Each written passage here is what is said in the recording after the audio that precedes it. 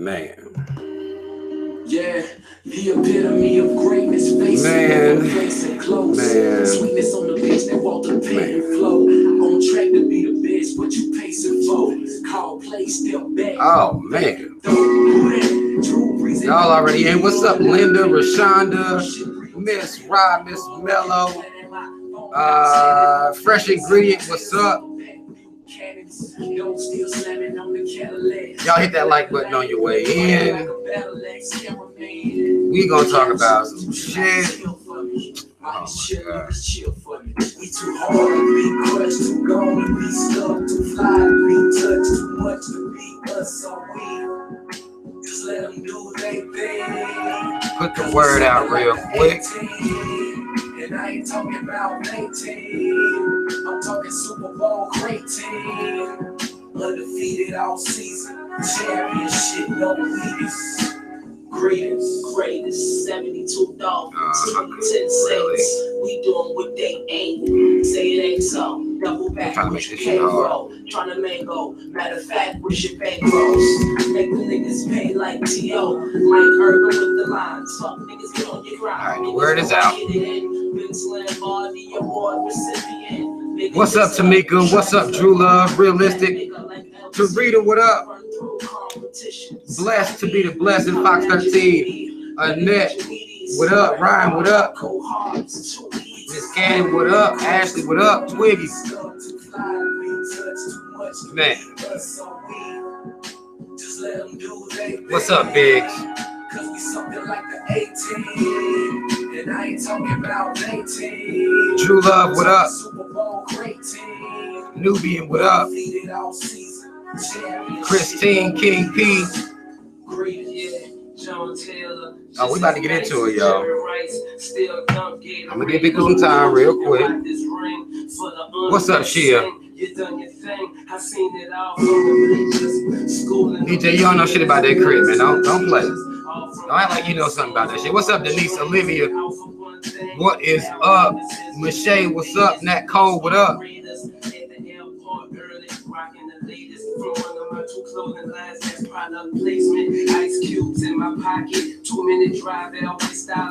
Y'all hit that like button on your way in. Beautiful, what up? We about to get started in a second. Y'all go ahead and get your drink, get your smoke. Big, you out I like it now. John, what up?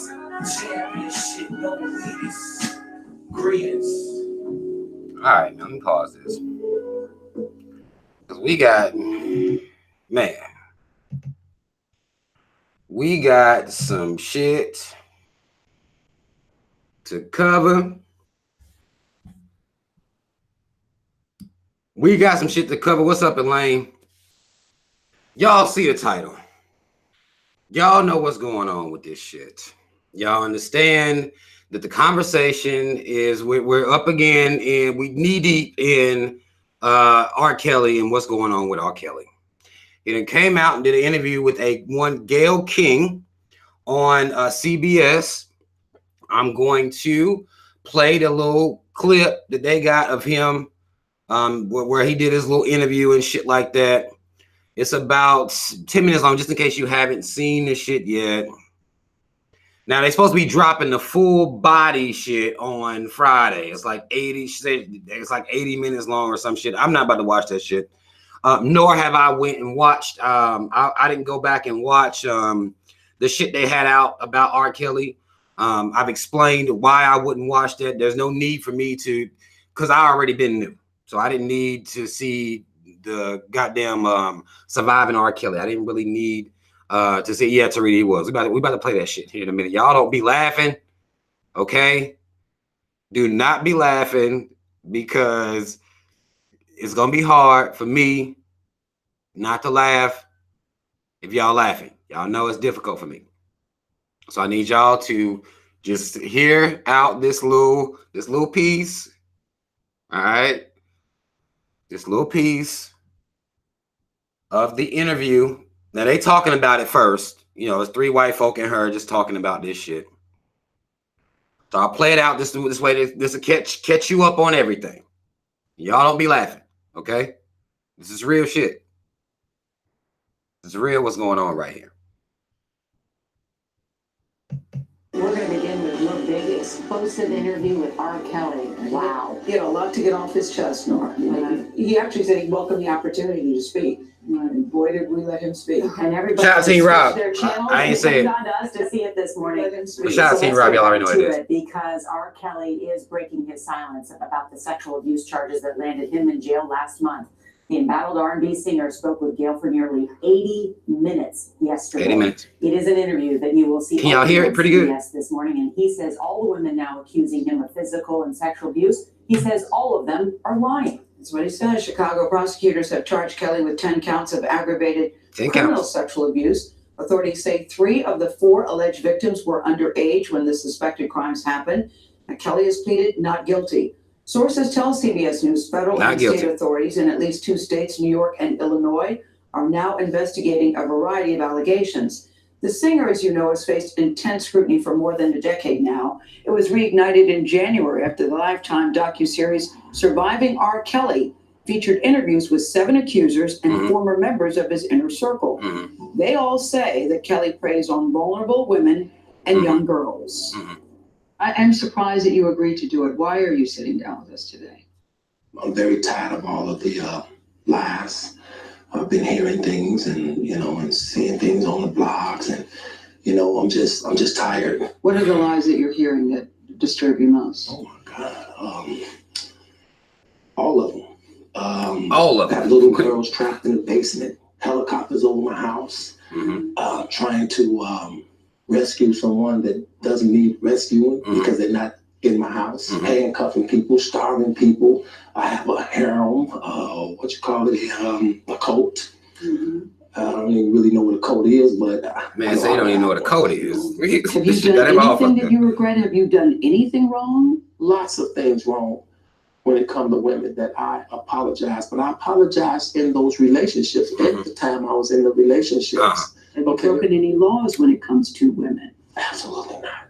The 6-part series interviewed 50 people, family members, your former tour manager, numerous women who all claim that you abused them. Are you saying everybody in that documentary was not telling the truth about you? Everybody? If you really look at that documentary, which I'm sure you have, I have. Everybody said something bad about me. Everybody said something bad about me. Nobody said nothing good. They was describing Lucifer. Lucifer. I'm not Lucifer.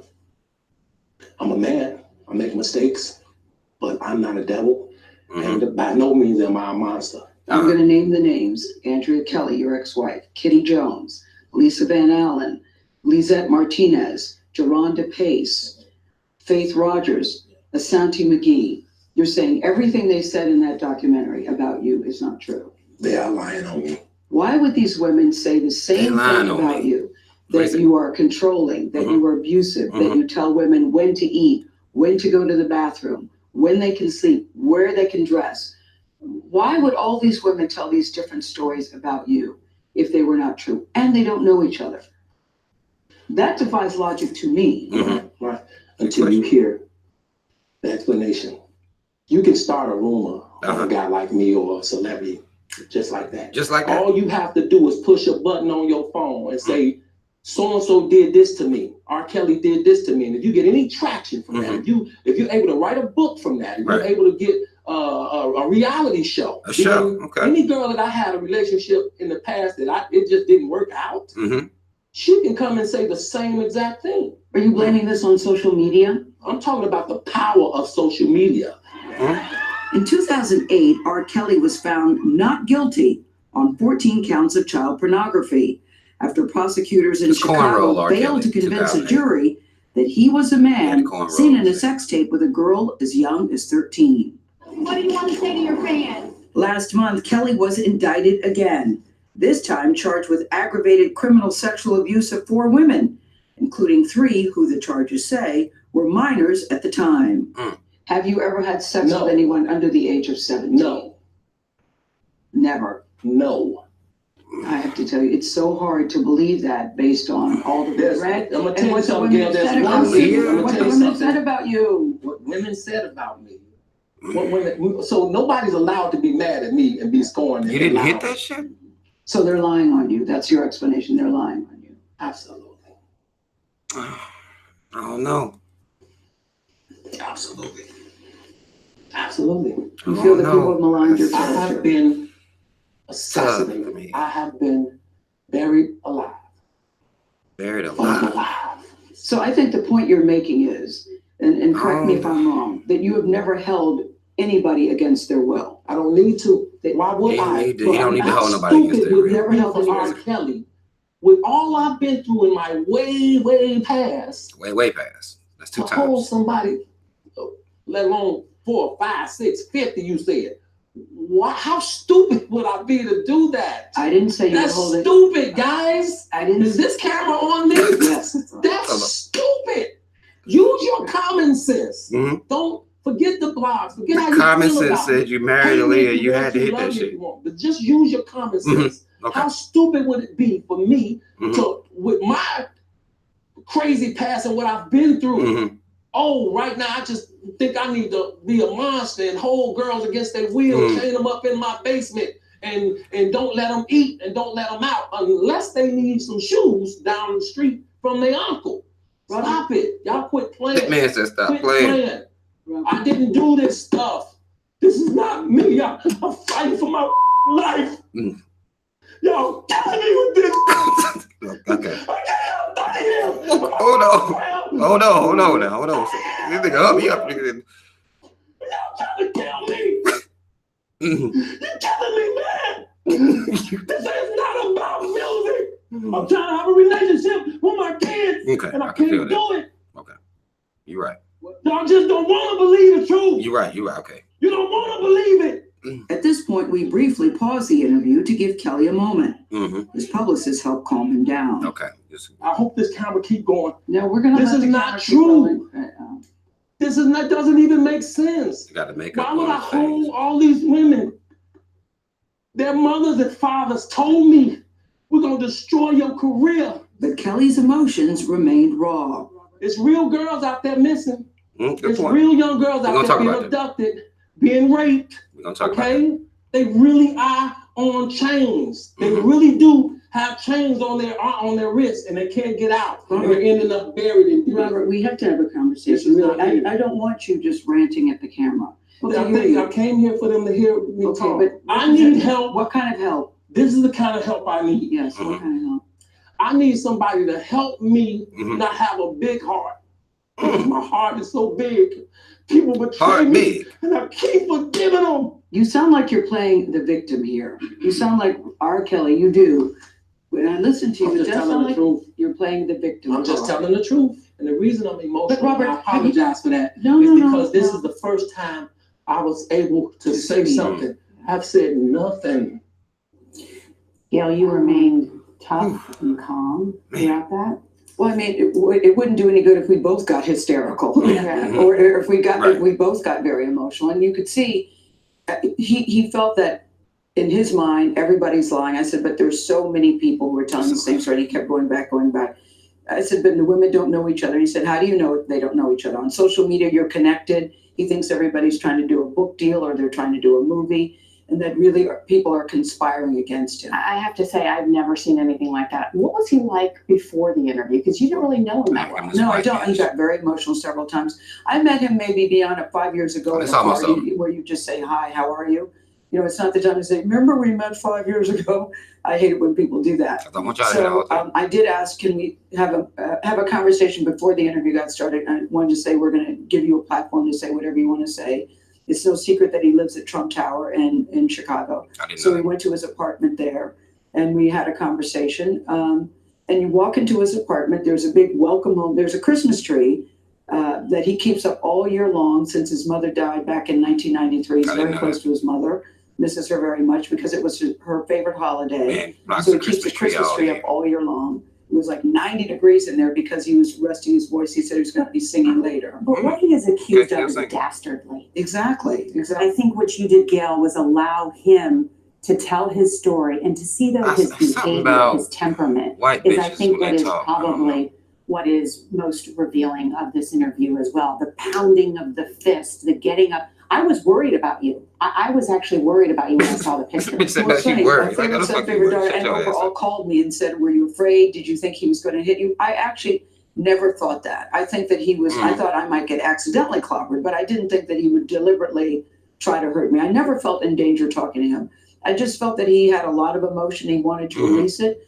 And, you know, when it was all over, we had a conversation, we said goodbye. And I think at the end of the day, he was glad that he was able to say what he wanted to say. Okay. Even if, but it's hard to believe when you say, Robert, there are so many allegations, and so many accusations, and you never had sex with anybody under the age of 17. And it took this jury less than a day to deliberate. Yes, exactly. Exactly right. There's more. He said, all right. So, for the people who hadn't seen it, there it was. That's what he's got out now. Now, Friday, they're going to have a full-blown, long thing. I'm not going to fucking listen to it because I'm not really interested in hearing him try to get people to believe him.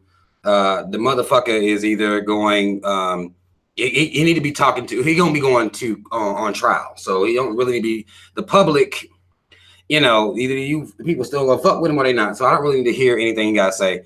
But this is what everybody been talking about right now.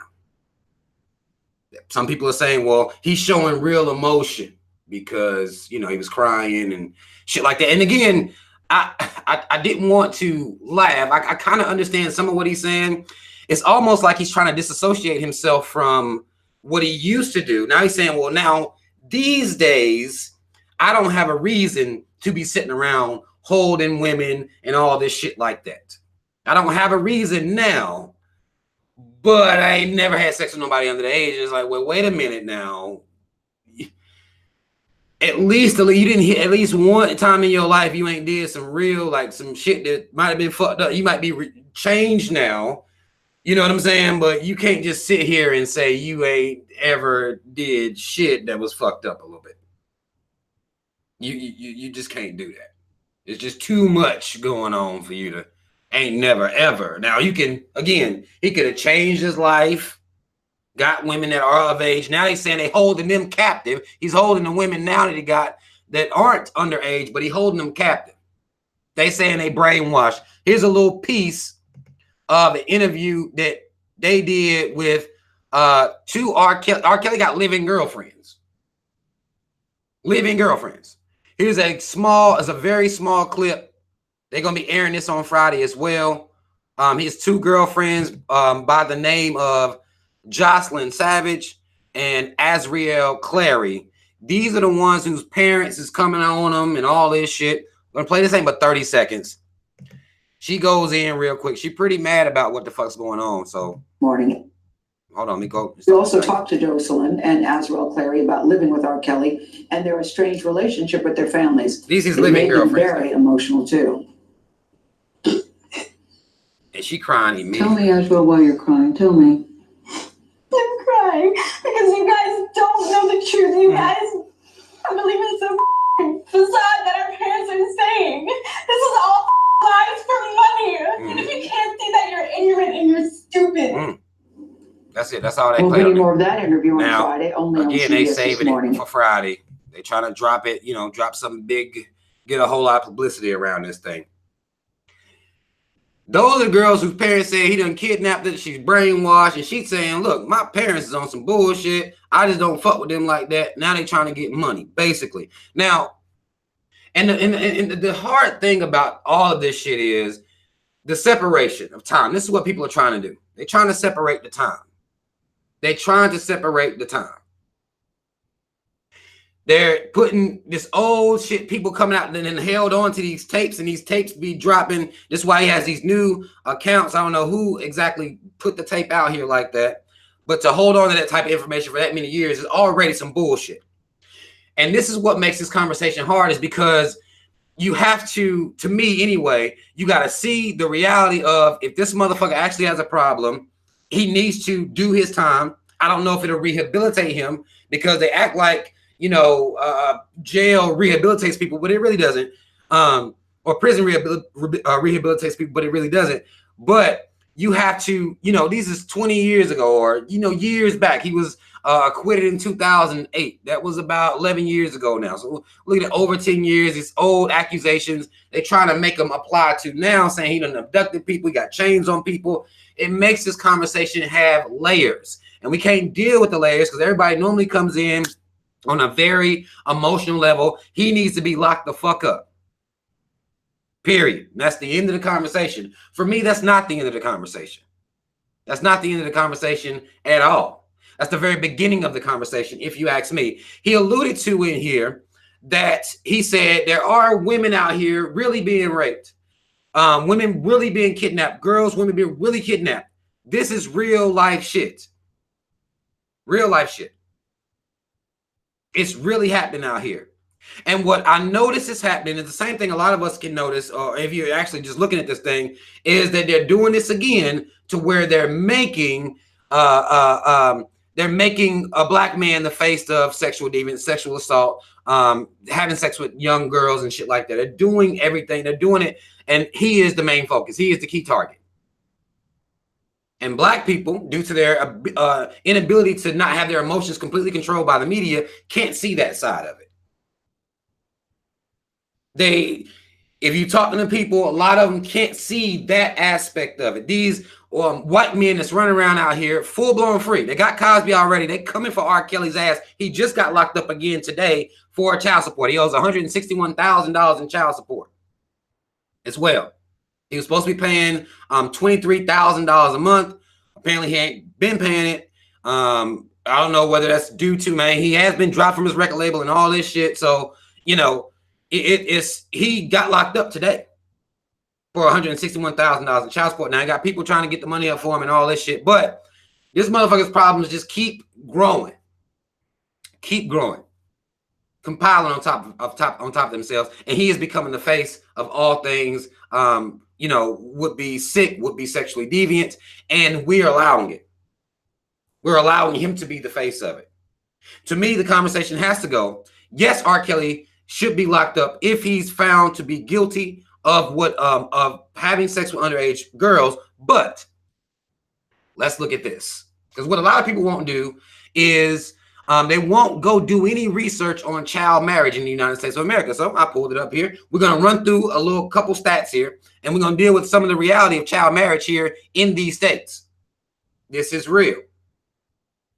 This is real life shit. Now, this is outside of R. Kelly. We're going to deal with the reality of what's really going on, because this is what we're not wanting to take the time to do, is this type of research. Now, child marriage, it says child marriage in the United States refers to a marriage where at least one party is under the age of 18. This is what R. Kelly has been shamed, accused, just against the law, you know, all this shit. Here's a stat. Between 2000 and 2015, over 200,000 minors were legally married in the United States. The vast majority of child marriages were between a child and an adult. The majority of children were girls. This is real life. This is real. This is bigger than R. Kelly. This is bigger than him. I'll go down to per states. This is as of January 2019. I'll read you per the states. 17 states in America, 17 states have no minimum age of marriage in some cases. Now, I don't necessarily know the some cases aspect, but 17 states have no minimum age of marriage. Real. This is real life. 2 states have a minimum age of 14. So we up to 19 states. 5 states have a minimum age of 15. Now we're up to 24 states.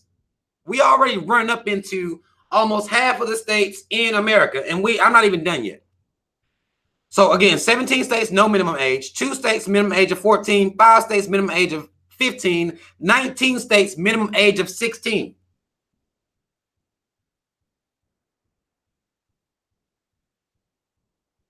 Seven states have minimum age of 17. Now, most people will say if you are fucking with somebody, if you are older, say 25, 26, you fuck with somebody at 17, something's wrong with you. You got a goddamn problem. Based on this, that's 19, 24, 19, That's 43, 40, 50 states. This is all 50. This is all 50 states. That you can be younger than 18 and be married. Now, again, maybe people don't see a problem with 17, but again, at least 24 of the states, they're younger than 15. You good. Mad love, RBG.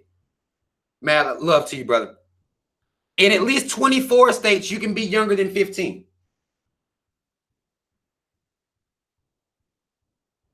This is cool. Now, what the United States likes to do is act like they have this huge problem when they really don't, because if they had a huge problem, then this would be legal in no states. This wouldn't be legal anywhere. Gail isn't doing a dossier or investigative report on that, because that's the reality of it. R. Kelly might be the poster boy right now, but it clearly said 200,000 people were married between the years of 2000 and 2015.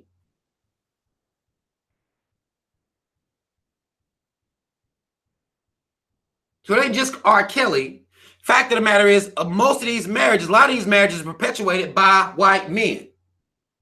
That's what's real. This is why there's no huge public outcry, because a lot of the victims, a lot of these young girls, there's white men doing this shit. White men ain't being prosecuted. White men aren't being interviewed. Harvey Weinstein ain't been interviewed. We're going to talk about that here later on when we deal with Oprah's bitch ass. But again, the Catholic Church, I just saw an article about the Catholic Church, the motherfuckers finding them guilty. Like, we didn't fucking know this information. Finding them guilty, but you don't hear about no priest going to prison. You don't hear about no priest even being on trial. You don't hear about that shit at all. Go look for it. You won't find it. But it seems like, you know, we're okay with that as long as they put R. Kelly in prison. As long as they lock his ass up. He the sickest one. He one of the sickest motherfuckers out here. And black people are co-signing this. You could easily say, okay, R. Kelly needs to be locked up for what he's done, if he's done something illegal. But again, the laws change depending on where you are. Fine. But do not stop the conversation there, because you must deal with the fact that we have not seen a white man's face be portrayed as any type of sexual deviant at all. Period.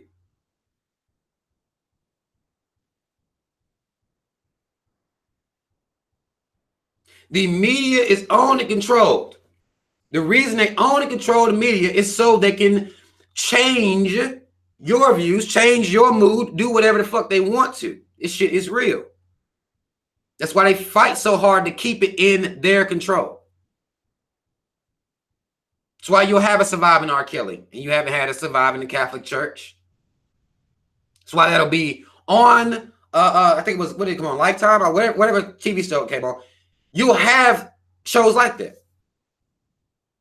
You're not going to get surviving the Catholic Church. You're not going to get anything like that, because then that opens everything up. You also have Pizzagate. A lot of these politicians. You got human sex trafficking. This is real shit. Kids. Actually, your boy, y'all's boy, the owner of the Patriots, Robert Kraft, just got fucked up. Went and bought some pussies from somewhere. I forget exactly what state. Went and bought some pussy from somewhere. But now, you know, they said, well, there is a whole sex trafficking case that they trying to build. And it's people higher up than him. These politicians be sick as fuck. Human trafficking is real. This is why when R. Kelly said, well, there are people really chained up. There are really girls being raped. This is real shit. There is no public outcry against human sex trafficking, especially when we're talking about these kids. You don't hear no public outcry about that because that's involving they people. That's they folk. So you might hear a couple people talk about it here and there, but you're not going to see a whole nation. It's not going to become viral. You're not going to have it posted on every single blog site. No. No. But it's real. And that's a yearly stat. Little girls going missing. That's not no one singular event. These politicians, they got their motherfucking hands in this shit. But you don't hear about that.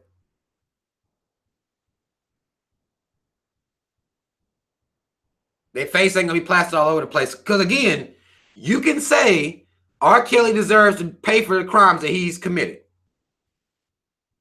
Fine. But when you stop the conversation there, you're allowing the media to control your emotion. You're allowing what they say as they continue to make the black man the most criminal man on the face of the fucking earth. You're allowing that when you stop the conversation with R. Kelly. That's what happens. There's real shit that need to be dealt with. These parents in these situations, a lot of y'all seen the documentary. A lot of these parents that are, allowing their kids to just be in situations with other people that just don't make any fucking sense. We need to deal with it. Again, this conversation has so many layers. And they have to be fucking dealt with. And if you black person and you see this shit going on, it's your responsibility. As they're making R. Kelly viral, yeah, he need to be locked up. He fucked up for what he's done. But that should be every goddamn comment. But y'all not gonna pull the wool over my eyes when I know y'all out here in these streets and nobody's saying anything to you. It's not being made viral. White media, white people. A lot of black folk out here doing that shit right now. And that is the most problematic thing for me right now. Even with the same shit they was doing with Bill Cosby. It's the same exact thing. Bill Cosby deserves to pay for the things that he's done as far as whether he would be, would be date rape or whatever you want to call it, roofing and having sex with women, promising them certain things. But it's a lot of you motherfuckers out here doing the same shit and y'all not in prison for it.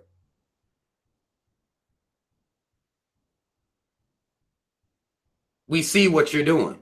We understand how the propaganda works, so you can put this shit out here. But I see you too. And that's what we're not doing.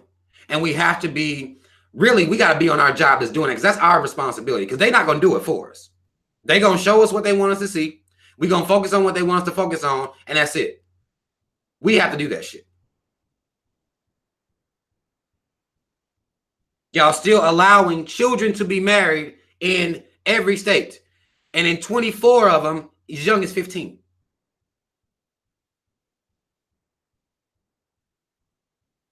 Who wrote these laws?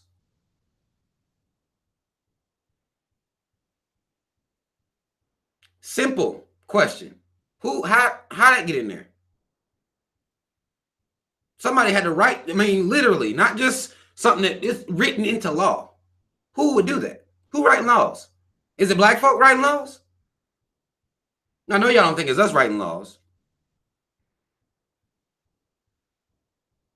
Who wants to be married to a 15-year-old little girl? Who is that for? Who wrote these laws?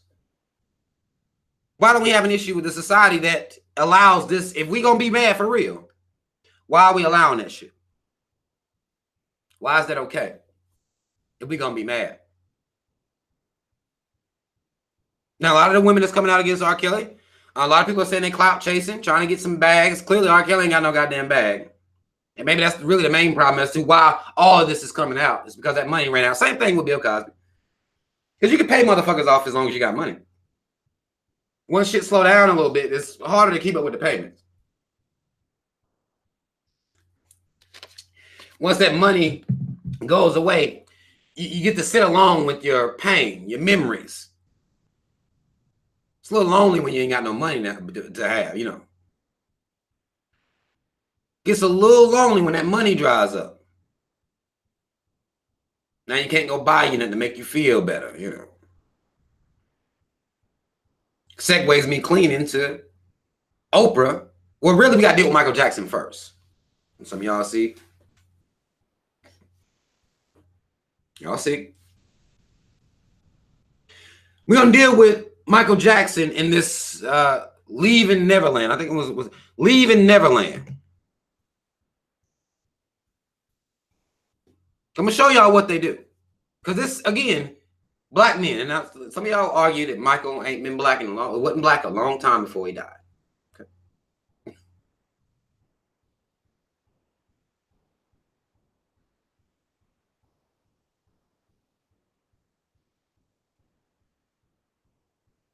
Okay. This man been dead for a decade. He went to trial. Kids lying on him. He paid out about $20 million, if I'm not mistaken, to the families. A lot of people look at a payout equals guilt. Automatically. Automatic guilt. At the time, the children who were accusing him said they was lying. The people that accused him said they was lying. Now they all grown up. Money done dried out. Now they hurt again. Having memories and shit.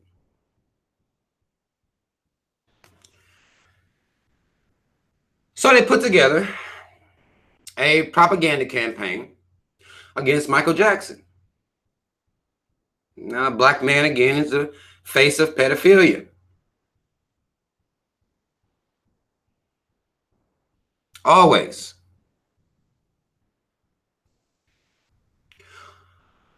And even in spite of the Leaving Neverland, the document, which I didn't watch it, I wouldn't watch shit like that. Again, I'm not gonna watch this shit because I was alive when the shit was going down. I know what the fuck was going on.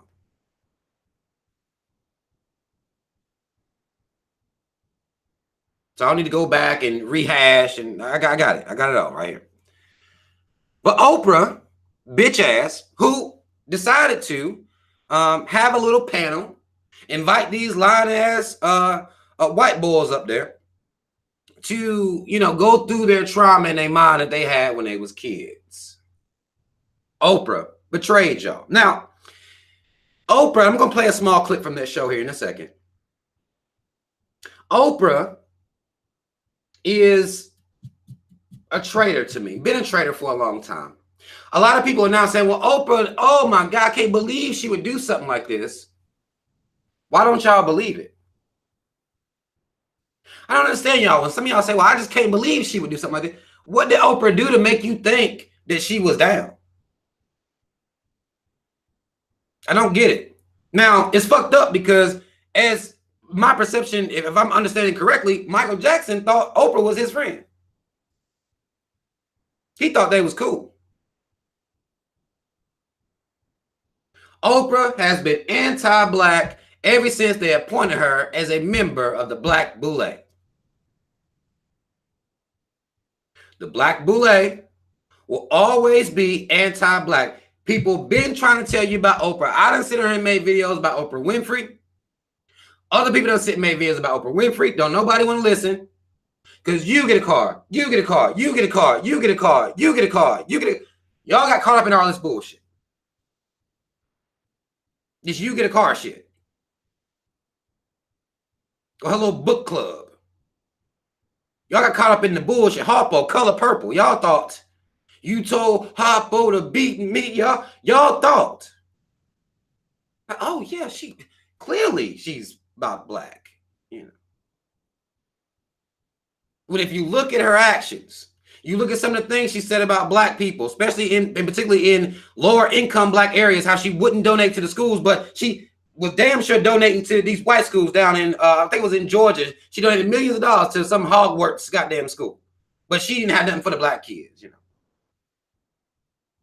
Y'all thought Oprah was there. Y'all been thinking Oprah's down. She comes out here, tells y'all to fucking vote. Do you notice you don't hear from Oprah until she's being anti-black or trying to use some type of propaganda to make you go do something? You don't hear from Oprah when we out here going through shit. You don't ever hear from Oprah. Do you think that's a coincidence?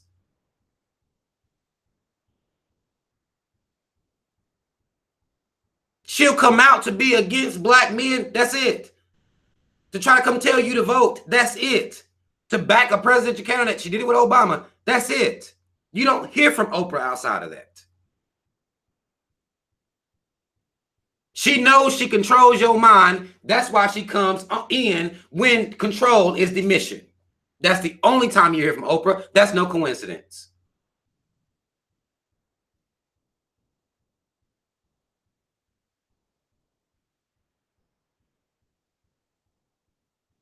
That's why you don't hear from Oprah.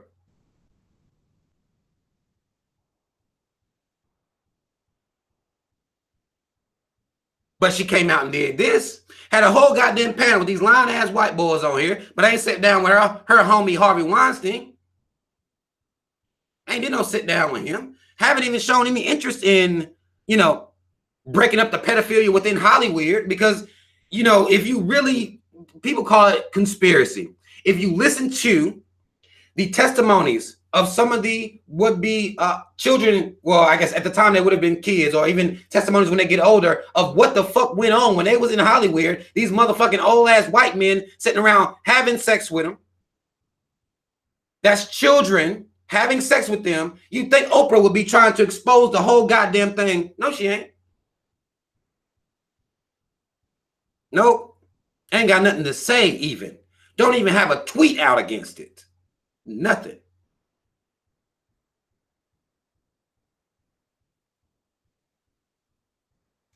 Not even a fucking tweet.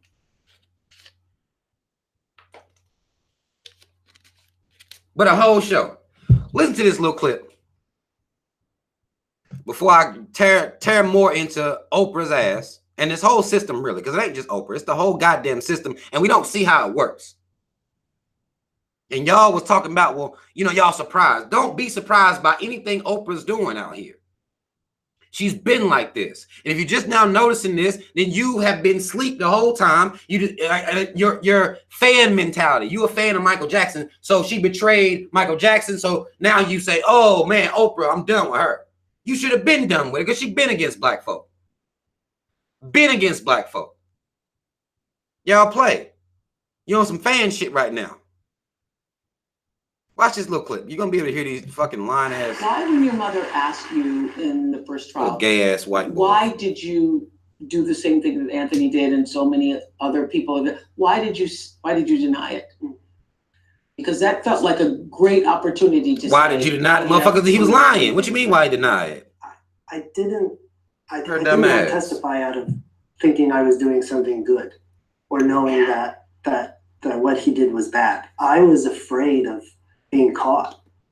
It was on the news 24/7. I mean, it was just being broadcast, and there was so much attention on it from the world. So by that time, you thought of what you were doing as a bad thing, or just as a thing that you all did, but you had to keep it a secret? I didn't think of it as good or bad. It was that old sort of wiring of, if you're caught, your life will be over. Mm-hmm. And so I'm in my mid-20s and I'm just trying to start a life. So then to be thrown into that, money ran out. It's too much to handle. So when I said no, I wasn't trying to do the right thing. I was just afraid, and it was just self-preservation. So this is what so many people don't understand. A big part of the confusion and shame for child victims is that the attention and the seduction from the predator, who is probably going to be somebody you know. Right. In order for it to work, it has to be somebody you know, somebody you admire, somebody you respect, or maybe even love. And it feels good. I mean, if you're 7 years old and somebody, which I was trying to say this to my friends who had children, you're 7 years old and someone is stroking your penis, it feels good. Even though you don't have a name for what that is, it feels good. And that was such a particularly challenging part for me in I'm gonna deal with this shit. Therapy. That was one of the biggest things I kept bringing to therapy was, what does it mean that it felt good? What does that mean about me? It's so confusing for children. And when I first said this years ago, people were like, you're crazy, because everybody wants to believe it's like sexual assault and you're being thrown up against the wall and you're being raped. And I have said for years, if the abuser is any good, you won't even know it's happened. You will be in it and you won't even know it's happened. And if the abuser is any good, he or she is going to make you feel like you're a part of it. I mean, and nothing is more being a part of it than what we discussed earlier. Then you say you were married. You had marriage vows and you had rings. Right. This bitch. This motherfucking bitch want to sit here and try to say, well, since it felt good, now we're not even going to deal with how the fuck do you get to go hang out at Michael Jackson's house. We won't even deal with that part. We continue to exonerate parents in every way, even if, okay, what the fuck you doing at Michael Jackson's house? Can you imagine one of your kids coming to you like, Dad, Mike got a goddamn roller coaster and shit. I'm going to hang over there today with him. Who the fuck is doing that? Who is allowing that? Same situation with R. Kelly. Why is people sending their kids off with random ass, grown ass celebrity motherfuckers? Like it's okay. I don't understand that shit. Children, these are small kids, and this shit's at 7 years old. What is your 7-year-old doing at Michael Jackson's house over a goddamn roller coaster? He got cotton candy. He got giraffes in the back. Is that what's... Who's doing this? Why the fuck do we let these parents off the hook? I don't understand. As a father myself, I couldn't imagine. It'll never fucking happen. But here go Oprah. Talking about, you know, when you're 7 and it feel good and, you know, you don't really know what's wrong. And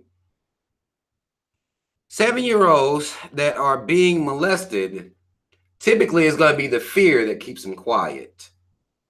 Not the fact that it feel good. It's the fear. That's going to be what mostly controls them. It's the fear. Which is why you should be talking to your kids and make sure your children understand to never be scared to tell on a motherfucker that's molesting them, that's touching them in any type of lewd way. Don't be scared of them. Don't worry about them at all. Don't ever let anybody intimidate you like that. You need to make sure you're having those conversations. Michael paid these folk all this money. Money ran out. Michael thought he could just have little white kids all up at his house. Michael even went as far as to adopt 2 white kids. I don't understand. You know, it has to be some type of self-hate to have that much affection for little white kids as a black person. Something's wrong. Something's broken inside of you if you got white kids all over the fucking place, you know. You even adopt 2 white kids. Why the fuck didn't he adopt no black kids? I always, you know, that's something I'm commenting on a post I saw. It was some weeks back, you know. It was some weeks back. People was talking about Michael being pro-black, you know. They played a little bit of his speeches because towards the end of his life, he was speaking out against the establishment, against the system, against the, what some people call it the Illuminati. He was speaking out against that shit, which is why I believe they killed him. Conrad Murray was sent in to murder and assassinate Michael Jackson. That's what I believe. Call me a conspiracy theorist, call me whatever you want. That's what I believe. But if you, that pro-black, you adopt black kids. You bring in black kids from the hood who maybe have never experienced, you know, which I still wouldn't let I still wouldn't let my kids go to his goddamn house. I don't give a damn. But you don't got much little white kids running around. He couldn't have been that pro-black. Because a lot of his affection was sent out and put out for white kids. It's problematic. Problematic for me. As to call him full-blown pro-black. He got 2 white kids right now. And people actually have arguments like, you know, somehow, even if he did have vitiligo, his genetic coding would make white. Like, those is his kids. Like, the fuck? No, that whiteness wouldn't be passed genetically that way. He's still black. You saw him. I mean, you can see he was born black. Even if the would-be vitiligo would be passed genetically, not he gonna come and white baby come out. No. That ain't how that shit would work.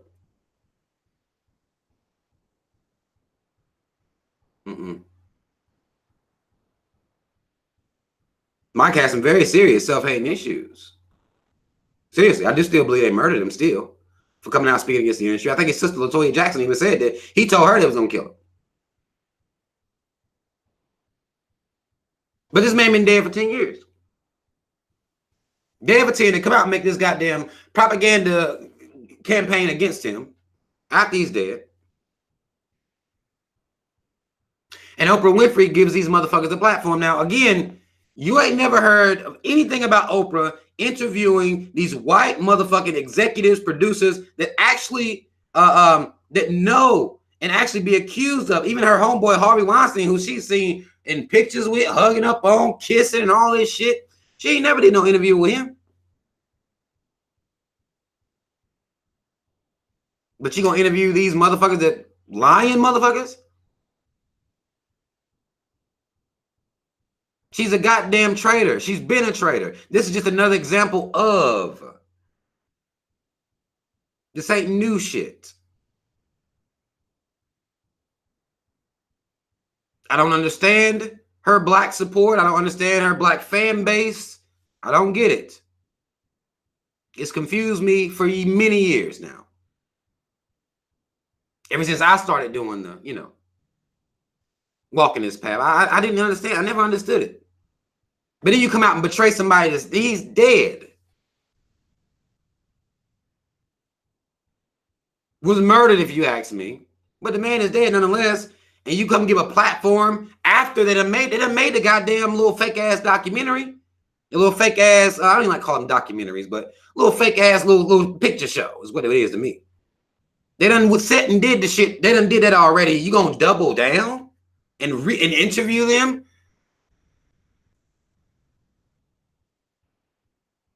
But you don't hear from Oprah about no black issues.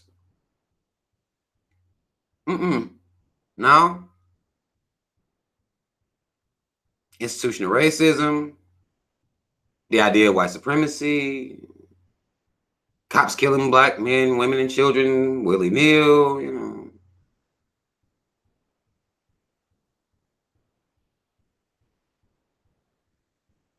The white men in the industry, Hollywood, they run around raping and doing whatever the fuck they want to do. Oprah don't say shit. And ain't gonna say shit. I've been seeing people tag her like, well, why you ain't say nothing about Harvey Weinstein? She ain't gonna say shit about Harvey Weinstein. That's her man's in there.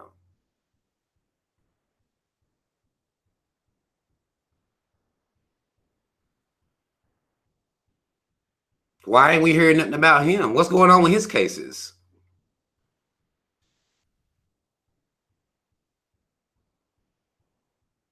Is he in prison? Is his trial being televised?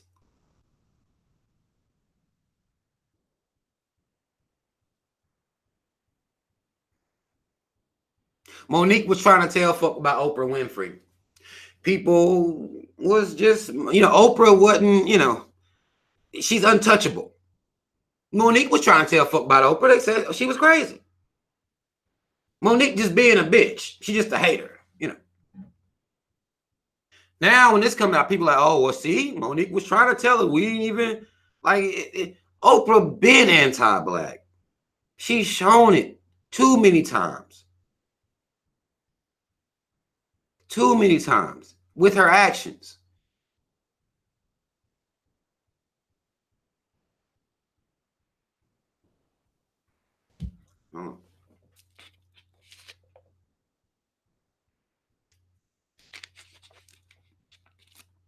Oprah, one of those black boule members that you have to essentially kiss the ring with her. She's one of those, you know, you got to kiss the ring with Oprah.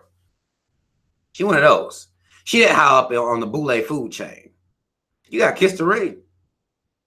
Monique decided not to kiss her goddamn ring. Her or Lee Daniels' motherfucking gay bitch ass didn't decide to kiss his ring either. She got blackballed. Nobody believed that she got blackballed.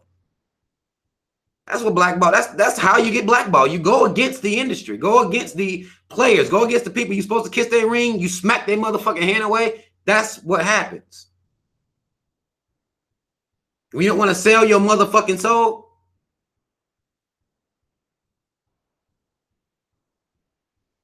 that's what happens.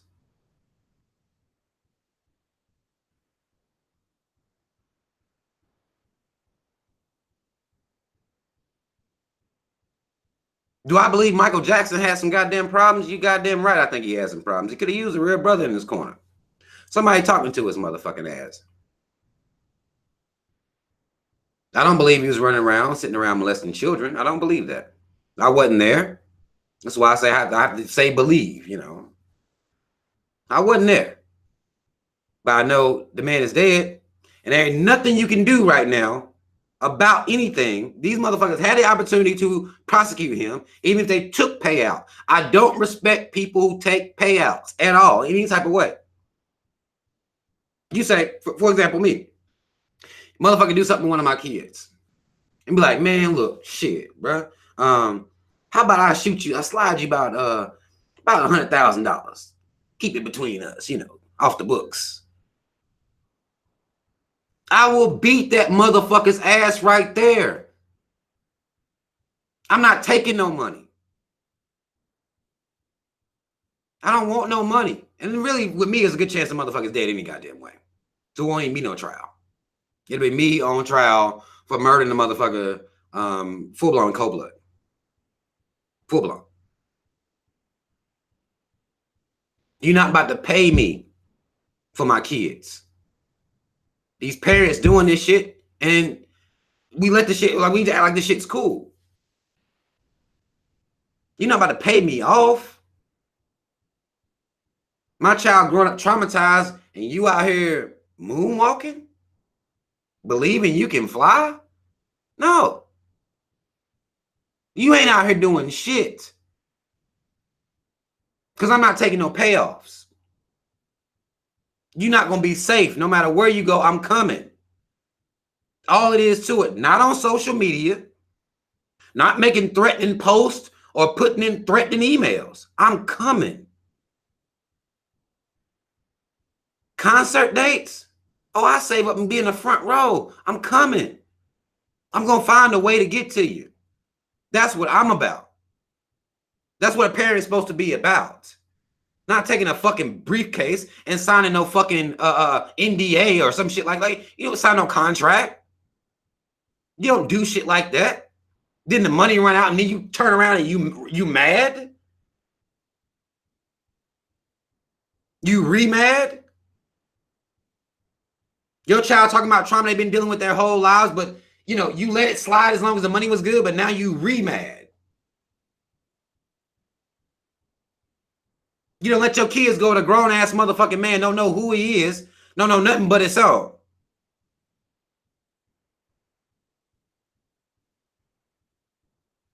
And you let your kid go with him. Your daughter go, just run off with whoever the fuck they want to. That's bullshit. And we have to stop letting that shit slide. We have to stop exonerating these parents from any type of responsibility. You can stop your child from being with a grown motherfucker. You can stop yourself. If something comes up, you can stop yourself from taking a payout and letting that be okay with you.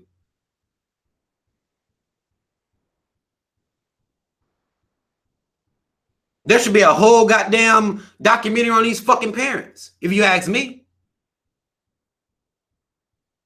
The enablers. There should be a whole little panel on them motherfuckers too. What the fuck is wrong with you?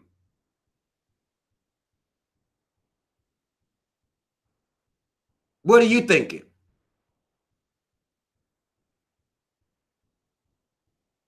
Is it not one of your jobs to protect your children?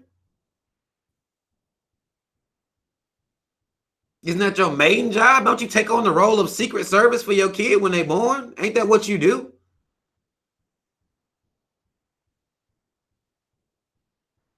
But here we got black folk letting the parents slide. You know, we've chosen the enemies that they picked for us, and it's us. Ain't that crazy? Look at the fucking mind trick that they play on us. They get to choose who we mad at, and it's always us. That's the game we have to see that's being played here. Why is it always us? Why do we allow that to happen? Why are we the face of all crime? They're doubling down on this. This isn't necessarily a new thing, because for the longest they were just sitting around saying, well, if you're born and you're a black man, then your natural inclination in life, nothing, you don't want to do anything in life but rape white bitches. That's it. That's what you was born to do. That's all you know. So anytime one of them say you raped them, anytime one of them say you did anything, you're guilty. That was already done. When you were born, when I was born, that was already done. You was already the face of rape.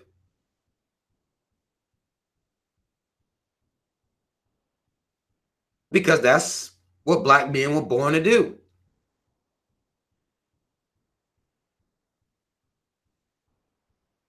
And from rape, well, let's double down. Make him the face of date rape. Make him the face of pedophilia. Make him the face of all sexual deviance. So now, when these white bitches sit around here and accuse black men of rape, won't nobody really even question it. Send your little white kid in there. We'll set him up with some kids. Let the kids say that he touched them. They'll believe it. We are re-solidifying ourselves, and we're actually a part of it this time. Because again, we didn't really have to be a part of the propaganda at first.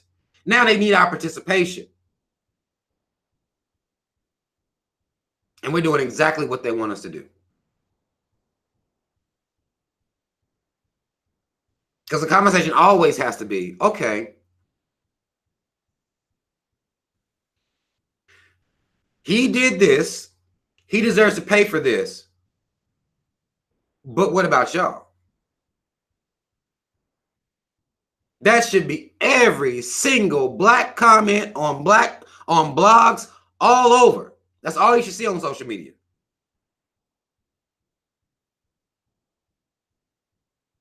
That's all you should see. That's what every black person should be saying. Okay, but what about this? And hit them with the goddamn facts. Show them about child marriage in the United States of America. Show them.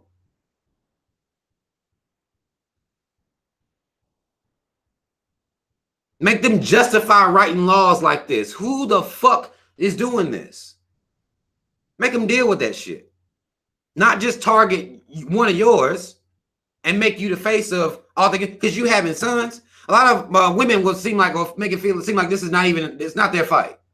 It is, it's all of our fight. We can't keep letting these motherfuckers pull the wool over our eyes and make us be a part of our own oppression, make us be a part of the propaganda machine that is waging against our people. Because you having sons, and if you don't give a fuck about no other black man, you at least care about your son. That's the least you can do. Because now the environment for him, he may be accused of rape randomly. Y'all tell your sons to stay away from anyway. They should be staying away from white bitches, period.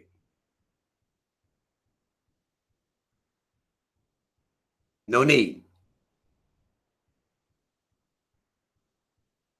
You got to prepare your son for a climate that already he's born a rapist, born a sexual deviant. Before he gets a chance to do anything, before he utters his first words, takes his first steps, he's a rapist in the making. He's a sexual deviant in the making. That's the climate we're creating when we just go ham on our own.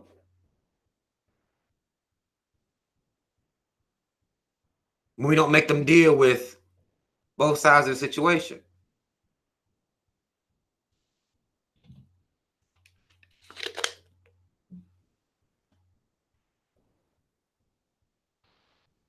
I'm gonna get to some of y'all's comments. I haven't been looking.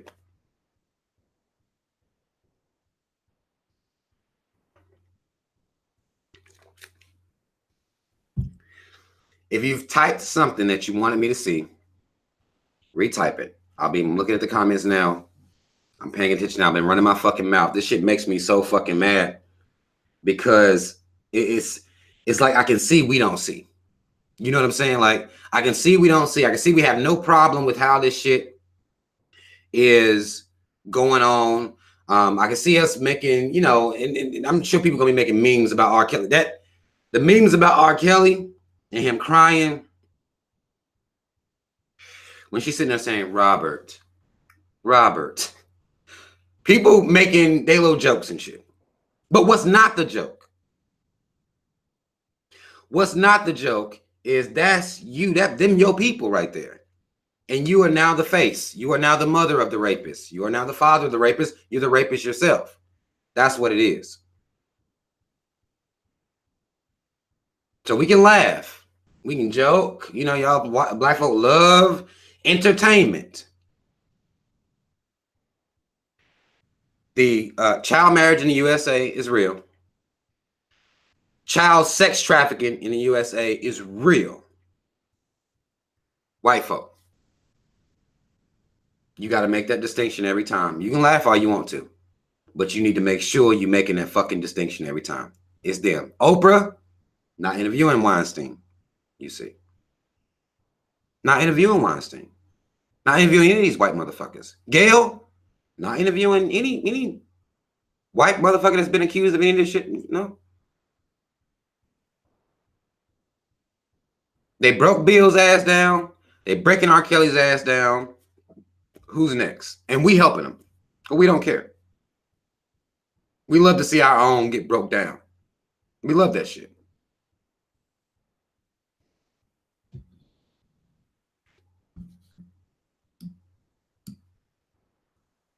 We love it. But let me get to y'all's comments.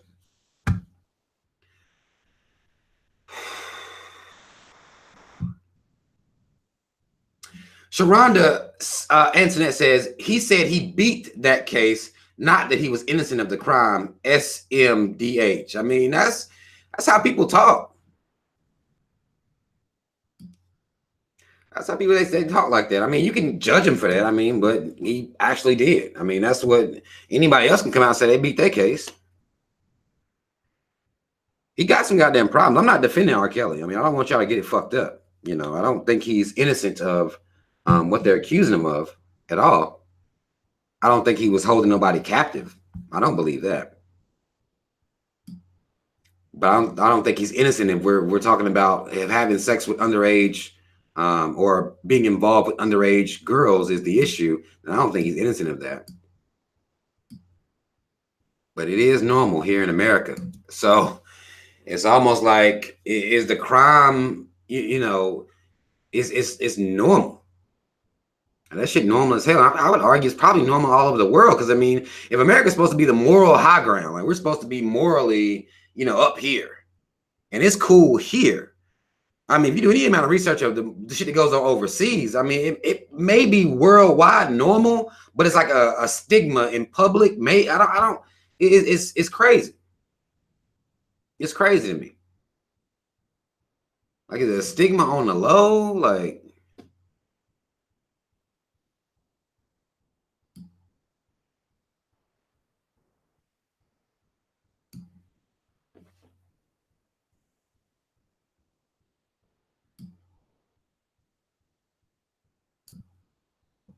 Mad love, Michael Trapson. You wow.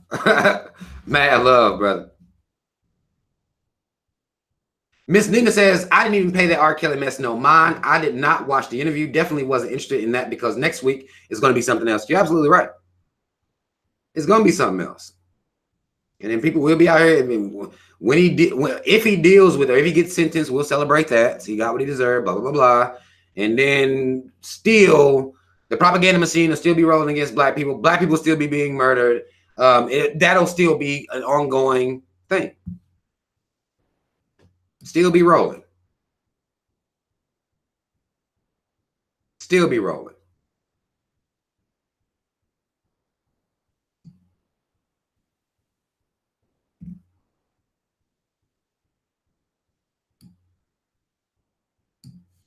RBR Network says, I agree. We vote for Trump, buying into the lies that the Russian bots sell us, then complain when they make laws that allow them to put black men in jail. We put people into power that hate us. Who is we?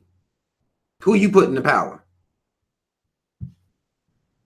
Do you not understand who you are here? Who did you put into power? Who do you believe you put into power? That's interesting. That's interesting that you word it like that. Black folk didn't put Trump into office. Stop saying that. That's wrong. That's bad information. Black folk ain't do that.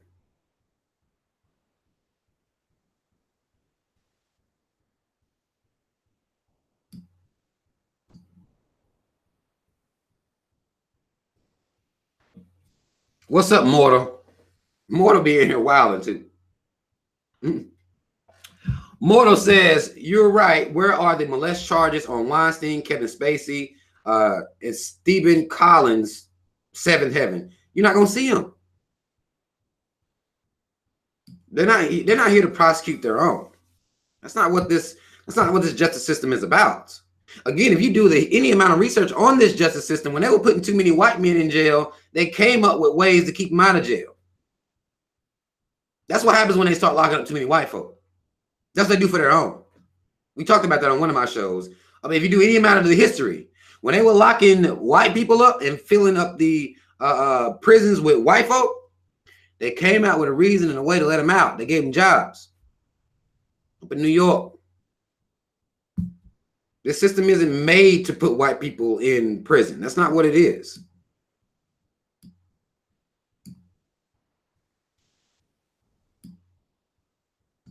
That's not what it was made for.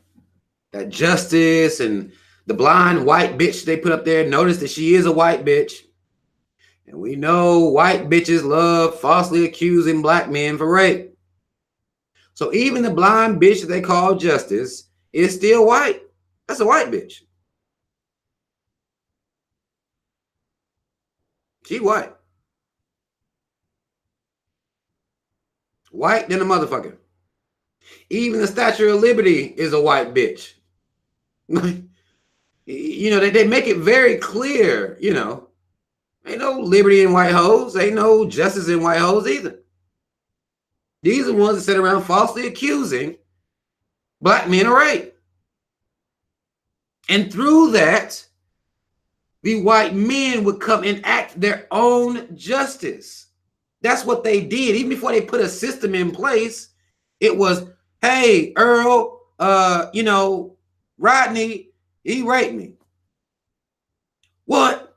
And all Rodney would have really had to do was say, look, bitch, I don't want to fuck with you no more. Even if he done fucked you like 2-3 times. Like, well, now we got to cut this shit off. You know, I guess we call it Mary Lou. Mary Lou, I got to let that pussy go. It ain't for me. I'm tired of that white water.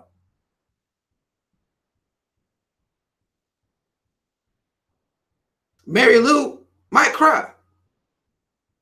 She gonna go tell old Earl. Earl gonna round up the boys. He raped me. And they would enact their own justice right there on the spot. And that was fine. That's what white bitches do. That's what got Black Wall Street. That's why it burned to the ground. Mary Lou came through there. Earl! Crying and shit. You know, fake crying and shit, you know. He did it. Which one? Him? Burn it down. It's what they do. It's what they always do.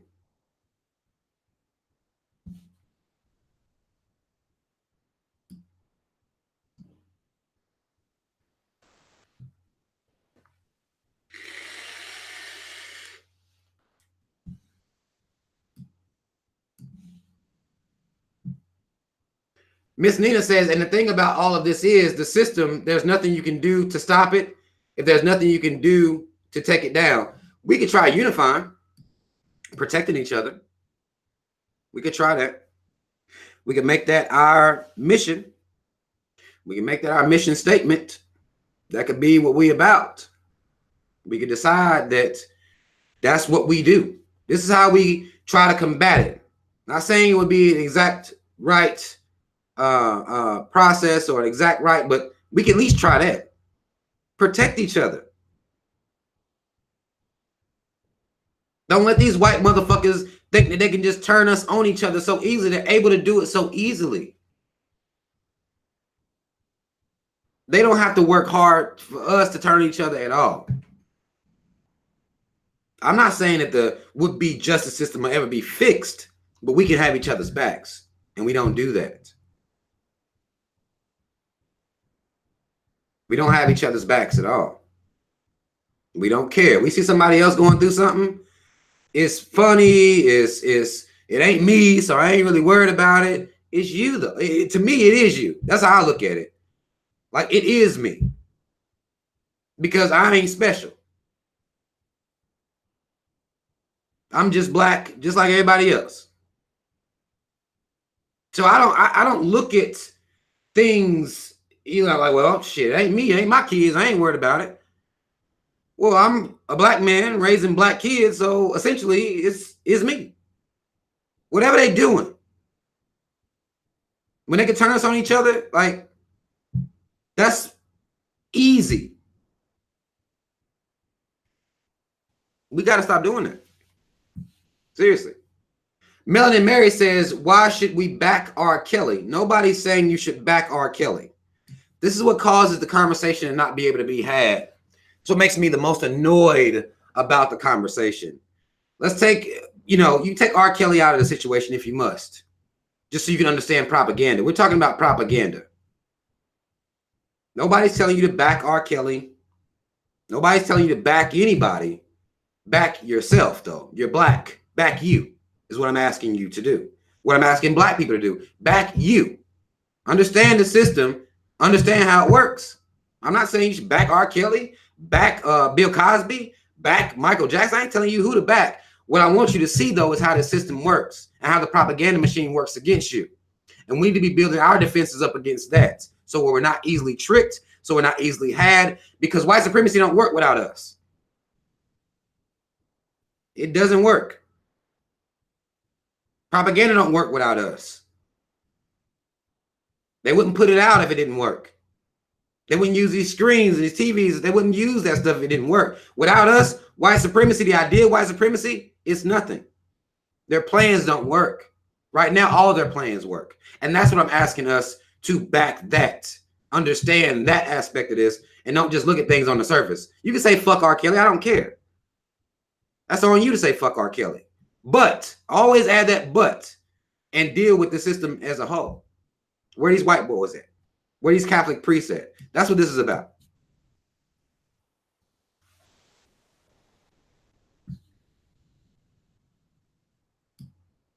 So it makes it really, it's hard to have this conversation with black people because it's either, you speaking real about the system and you see the system, it's, oh, well, you support Bill Cosby. This is what motherfuckers were saying then. Like, no, you support R. Kelly. That ain't got nothing to do with support. This has to do with this system that's been in place now for decades, hundreds of years. It's been in place against you. And as of now, all we do is when they decide to beat somebody down, we just jump on them with them. They just let the cop who shot down, God, who they shoot? What's that boy's name? Is it Stephon Clark? They just let that cop off. They let him off. Now, I knew they were going to let him off. They shot that man like 20 times or something like that. Cops involved got let off. Do you know what some black people will do? Is they'll justify that. They'll make it to where somehow that's okay to them. I've seen people say, well, he is a coon, so, you know, he fuck him, fuck his life. He didn't care nothing about black women. They didn't check and see if he cared about black women before they shot him. This is the shit I be talking about with black folks' minds. Like, fine, okay, they say he a coon. He was a coon, is a coon, whatever the fuck. They didn't check with him first. Let me go, you know, before they pull a gun, I'm like, hold on, check his Twitter real quick. They don't do that. That's what we do after somebody get killed. Somebody black be murdered. Oh, look what they did. Look what they said about black women. Fuck his life. They don't check first. And that's the part that we have to be much better about, how we publicly persecute our own. Because you can say he's a coon. You can say he's a self-hater, because based on his messages, motherfucker was on some self-hating ass shit. But this system don't give a fuck. They don't check first. They don't check history first. They shoot and get off. And we got to be better. Lady Nika, that's a good point. She said you can cancel them, just don't join the lynch party. But we be down in the town square with them. We be down in the town square, black man sitting there, black woman sitting there lynched up, and we be down there just clapping. We have to stop giving a round of applause to this system. We have to.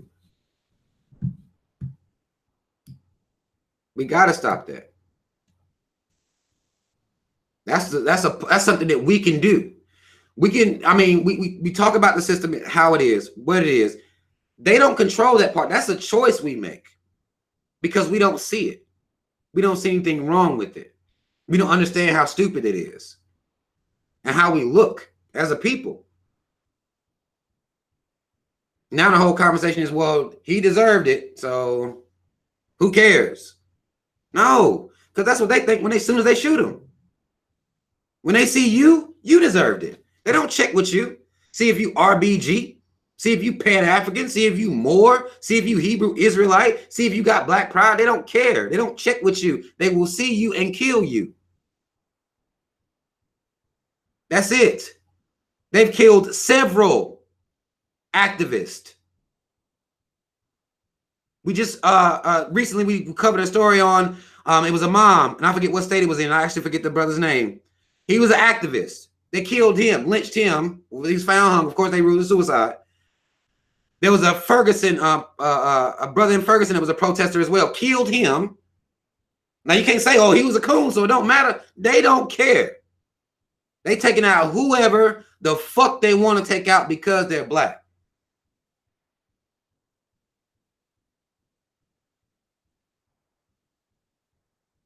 They don't know that you might be in a gang, wasn't in a gang before, you smoked some weed before. They don't know any of that stuff. It was there, I think it was Darren Seals or Daryl Seals or something like that, red Dre.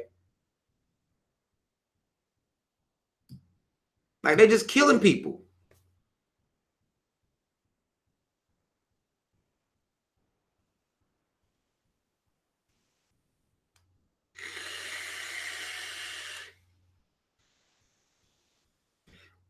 Hell, Sandra Bland was a rider for the team. You think they checked with her first? No.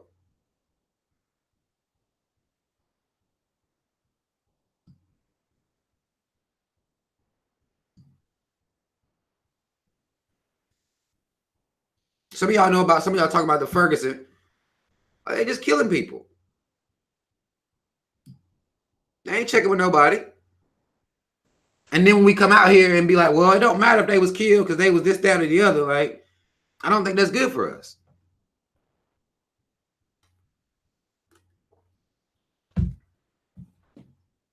Because they did the same shit with Black Wall Street, same shit with Rosewood.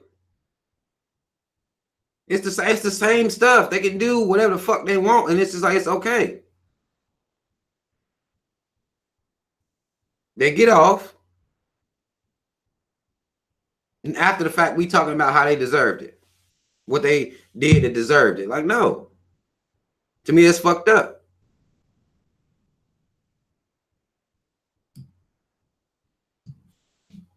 Queen Jet Black says God's wrath is getting with it. Oh no, I didn't. I shouldn't have did that. I really should not have read that. Oh shit. God's wrath is getting them out in Alabama. God is a theatrical motherfucker. Apparently, he got to send a tornado. He can't just make all the motherfuckers that's fucked up have heart attacks all calm and shit. He theatrical. So he sends tornadoes to do his light work. Cool. You know, God's wrath. Like, what do you... No.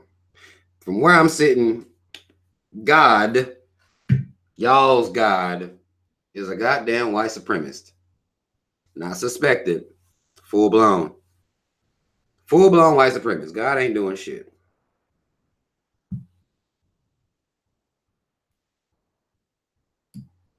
God ain't doing shit.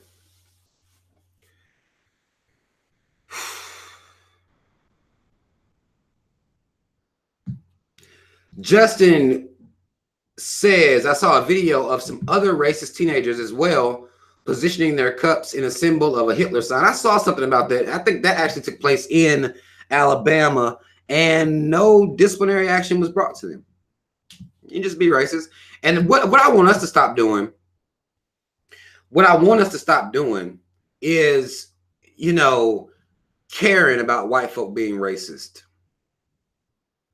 on that level. You know what I'm saying? Like, if we still, you know, because again, you can deal with racism. This is what they're doing. They're being raised to be this way, which we don't factor that part in. They're being raised this way. How are we raising ours? That should be our only focus. Not, oh, look, those white folk over there are racist. Oh, look, those white folk over there are racist too. Oh, look, like, we need to stop doing that shit. They're racist. Next. How are you raising yours?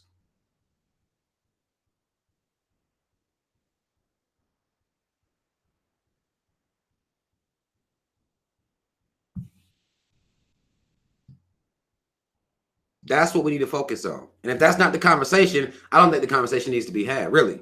Because that's what I'm on. Y'all know that's what I'm on. I'm on how we raising our kids to combat this. We know what they're going to do. They're going to have their little, you know, Hitler party. But is your kid going to be the one that come Halloween, they're going to let a white person put a goddamn noose around their neck and walk around as a goddamn joke? Is that going to be yours? Is it going to be your kid picking the cotton, going on goddamn field trips picking cotton? Is that going to be one of yours? That's where we need to be with this shit. Prepare your kids. Stop sending them out here in this post-racial America. 3Ks, don't get this shit fucked up, incorporated. Stop sending them out here like that. Where white acceptance is everything. That's us. We got to do something about that. That's all our kids care about is white acceptance. The reason I know that is because that's all the grown folk care about is white acceptance. So kids can't care about nothing else. Because that's what y'all teach them. White people are the moral authorities of the world.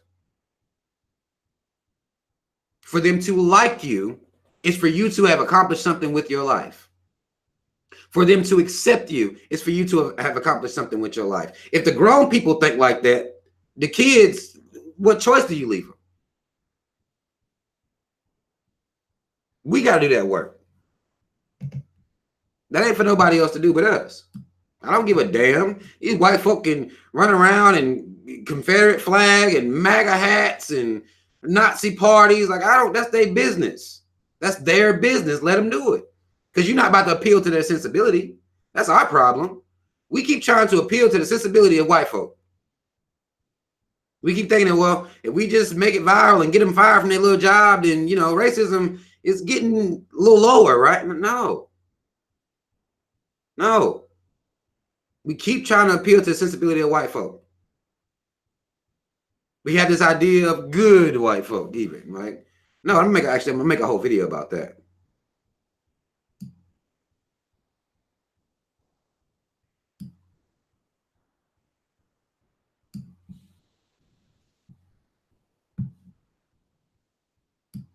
Sweet Tea, that's a good way to look at it. Sweet Tea say, I treat them all like we treat bodily fluids in healthcare. Assume it is contaminated. If you're white, I assume you're racist. And they can't prove that they're not. That's the crazy part. They can't really prove that they're not.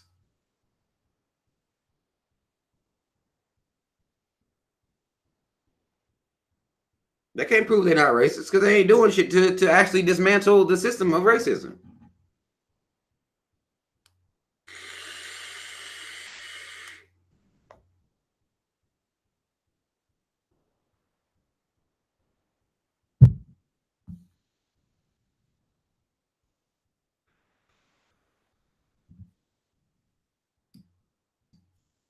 Queen Jet Black says, we are the chosen people. They want us to be broken down. But why are we doing all the breaking down for them? There are times I do feel as though we give this system more power than we should. They can't break us down. We have to allow ourselves to be broken down. White supremacy don't exist without our participation, without us raising our kids to feel inferior, to be inferior. That's how we raising our own. They don't have to plot and plan. They don't have to do anything. We doing it. They nowhere around, and we doing it. We got to do better about that. I mean, being chosen people and all that, I mean, that's so well and fine, but we raising a bunch of self-hating ass coons. So why are we choosing to do that still? Why are we sending our kids into this post-racial America that doesn't exist? It's like sending them to goddamn Candyland.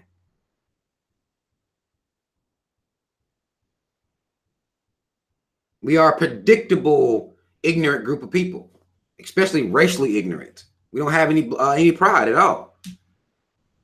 And they predict that. They know that about us.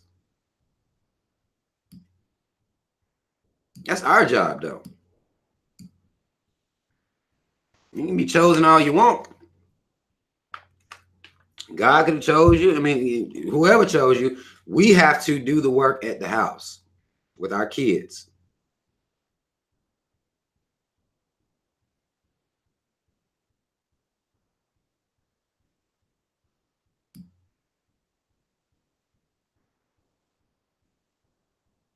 Right. Taylor Green says, I have black friends. I'm not racist. I'll tell you what's so funny about that statement. Check out the black friends they got. That's always interesting. Let me see. You know, let me see. You'll see one of them buck dancing, bug-eyed, smiling coons. That's their friend. I'm like, I know what kind of friend you got, motherfucker. One that ain't gonna check your motherfucking ass, or ain't gonna require you to do shit, but smoke with them, you know. Tolerate them. Them the type of friends white folk have. The type of black friends that would just want to be around them just so they can be tolerated.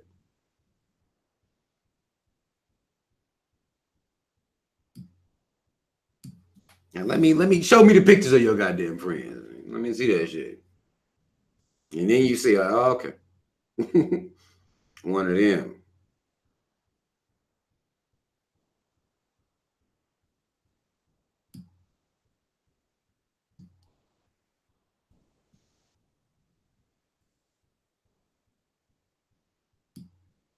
You hanging with one of them.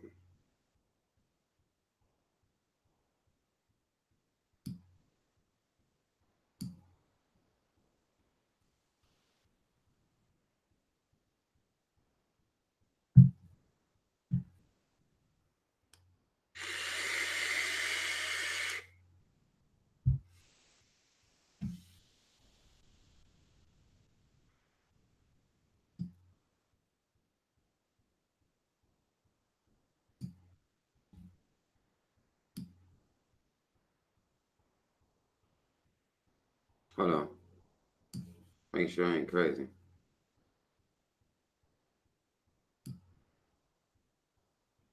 Wait, what? Mortal, what the fuck type of question is that? Will you kill a new Hitler when spotted, though? What you mean? How about I'll make it easy for you, so that way you ain't even got to break it down into names. If any motherfucker come threatening my life or the lives of my children, I'll kill them, period. That's easy. That way you ain't got to run out a list of name of white folk. I don't give a damn who they are, honestly. That's just how it is. Ask Rogers to my don't answer this. It was easy. It was an easy question. Any motherfucker, like any motherfucker.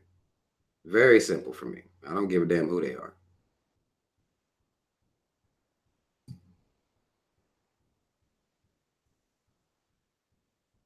Miss Nina says, don't put me in a little box because of your vision. What do you mean by that? Are you, I don't even know if that's to me or not. I don't know.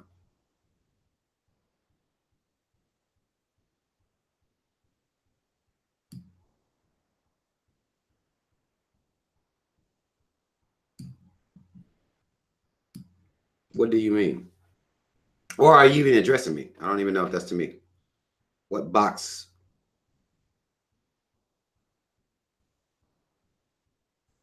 Reed Dollar says, I hate it when white people that I work with tell me that they got black friends. Like, who cares? A lot of black people care. That's all they need to say.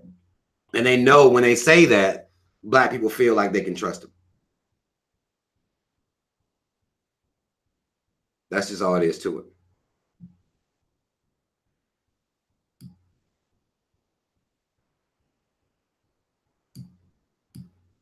That comforts a lot of black people. That's why they use that. Because a lot of black people let that shit slide. If they listen to the Migos or, know a couple of these little dumbass dances the kids be doing, and, they know that these things work. These things make black people trust them. Don't work with me, but it works in general. Justin says, do you have any white people or white friends who watch your videos without getting offended? A lot of them wouldn't take this type of knowledge well because it's exposing their ancestors' racism, their racism as well. That's what makes them uncomfortable. White people aren't made uncomfortable by their ancestors' racism because they can disassociate themselves with that. You'll hear a lot of them say things like, well, I didn't own slaves. I'm not racist. They can just disassociate themselves with their ancestors or from their ancestors. I talk about them motherfuckers being racist right now. And I don't have any white people that frequent my channel that I know of. You may get some motherfuckers in here every once in a while. I want to sit around and just listen to some shit, I don't have any white friends that watch my stuff or anything like that. I don't have a lot of friends in general, white or black. So, because black people ain't trying to hear what I got to say either. Because again, I'm not sitting around talking about white folk is just a part of the conversation. My focus is black folk, and black folk ain't trying to listen to what I got to say. They're not trying to listen to what the fuck I got to say. That's just all it is to it. That's just how it is. So I don't have a lot of friends of any kind because I'm not how I am on these videos and shit like that. Well, I'm like that in real life too. So I'm not going to sit here and listen to you be on no coon shit. So you're not going to just be my friend, think we about to spend, a whole bunch of conversation on no coon shit. I'm going to challenge how you're raising your kids. If I'm going to be around you, I'm not going to just sit here. I'm not just sitting here telling y'all, like, anybody that's around me, this is how I am. And black people ain't comfortable with that. They just want to go to the club. They just want to go to the club. Just want to turn up. Be stressed out by their significant other. That's just how it is. Talk about sports, talk about gossip, that's women, talk about men. It's just, that's what, by and large, that's what black people want to do.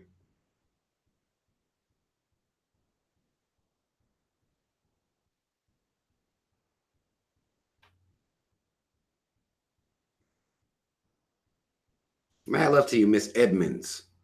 Mad love to you. Craven, it's a form of escapism, but that's like, I don't even know if we even view it as escapism because we haven't been given the frame of what we even trying to escape. We don't even want to really acknowledge it. Like it's trash. We think we was born to just turn up, dance, pray, fuck, have some kids, you know, get married. Like, as long as we can do that, pay some bills, work like a motherfucker, work like a slave to you, like, as long as we can do that, there ain't nothing to escape. You know what I'm saying? If you can go to Disneyland or, you know, go out of town or something like that, that's life to black folk. That's life. Right, Jeremiah Miller, you're exactly right. We turn up too much and we talk about that coon shit all day, every day. I mean, you can just look at just look out here. Just look out here. You'll see it. You'll see it.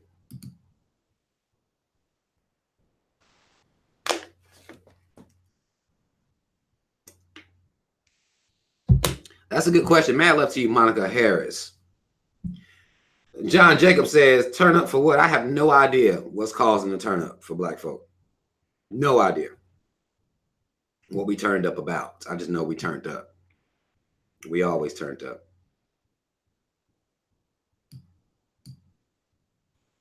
Queen says, how many years do you think R. Kelly would get if he goes to jail? And do you think he can survive that knowing that he is fighting for his life? I mean, he's not old like Bill Cosby. I mean, he do some time. I don't think it's going to be like 30 years, nothing crazy like that. If he do some time, I don't think it's going to be an excessive amount of time. I don't really know the exact amount of years they may give him for his would-be crimes. If he's found guilty, I don't think he'll like grow old or die in prison or nothing like that. I think he'll have time to come out and, you know,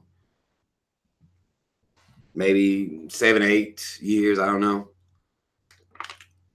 They may try to make an example out of him. You know, I don't know. Again, he's at the mercy of this justice system. And how much do they want to make him an example? You know what I'm saying? Like, he's going to be the example. Do they really want to make an example out of him? Justice says he's facing up to 70 years in prison for his crimes. If they get that man 70 years, then they try to make an example out of him. That'll be what it is. They're trying to make an example out of him. He'll be carrying the weight of all these other motherfuckers that's out here free. And if he gets 70 years, black folk will sit out here and clap and celebrate that. That's what they'll do. And life will go on.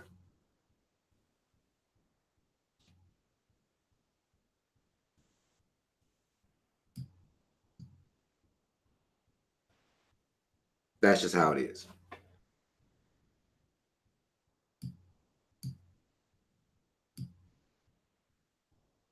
$70 years is a long time.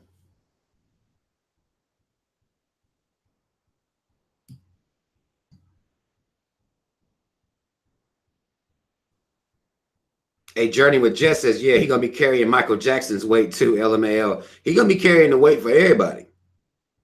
He's going to be carrying that shit.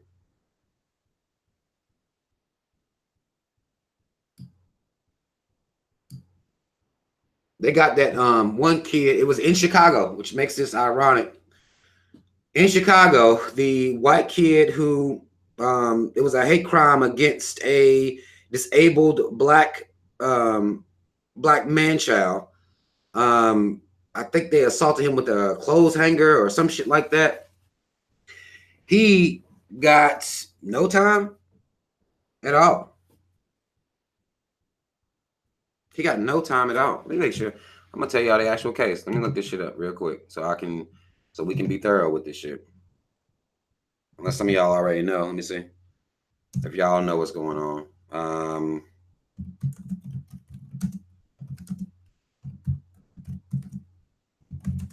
don't know how to word it, how to even search for it. No.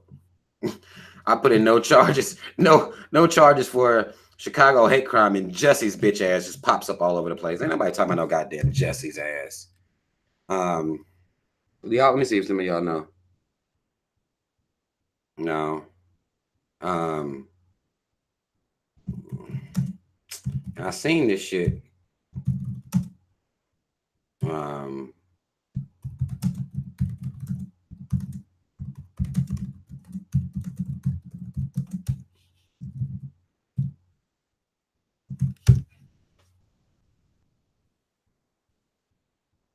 No, motherfucker. I know. I saw the case. I saw it. Somebody sent it to me the other day. But it was some white kid who was racist as hell against a handicapped black kid in no time. No time. I can't pull it up right now because I don't know the name of the shit. Follow me on Instagram because I'm gonna find it and post it.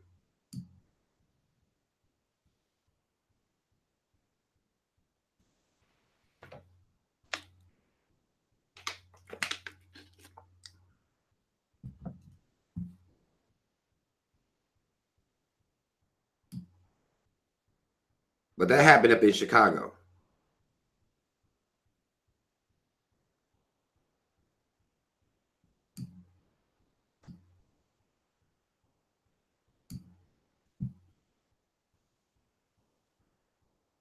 That's Roger. You're exactly right. It says clap, celebrate, memes, and hashtags. We've mastered the art of escapism so much that we don't even know when to take things seriously.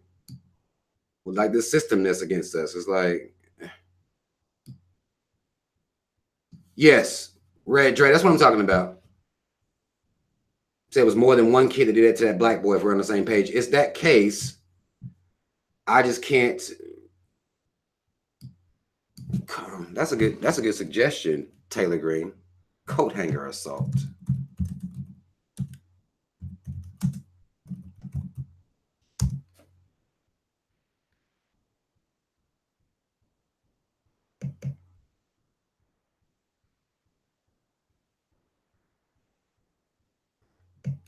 Good suggestion. I appreciate it.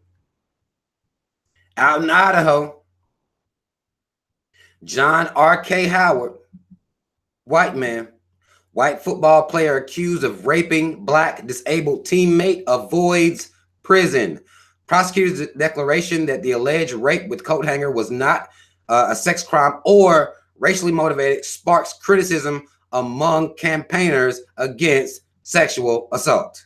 Another white man not doing any motherfucking time after sexually assaulting a black teammate of his with a coat hanger.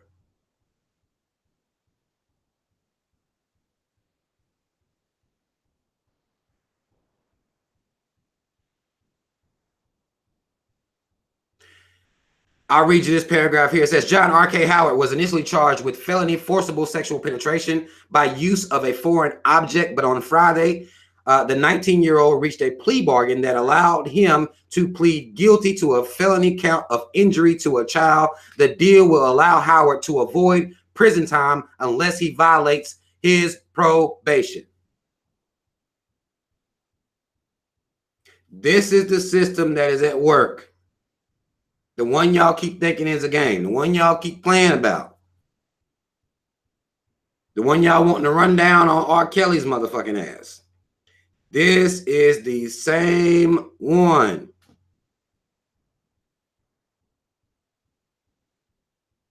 Again, this is all in the same week. They just let Clark's murderers get off.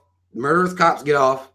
And now this young 19-year-old white man is getting off no time. Probation.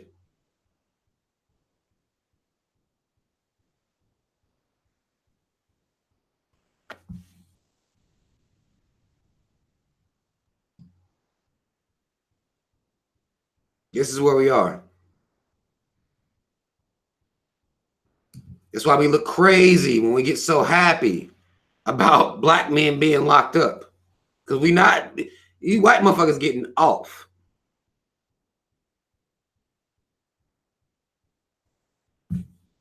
It's real. William Ivory says Jerry Lee Lewis married his 13-year-old cousin. I forgot he white. Actually, it's actually legal here. I don't know if you was here for the whole show, but 13. Let me go back. Let me see what. I don't think 13. 13 is 2. I think that's why he had to get the fuck up out of here.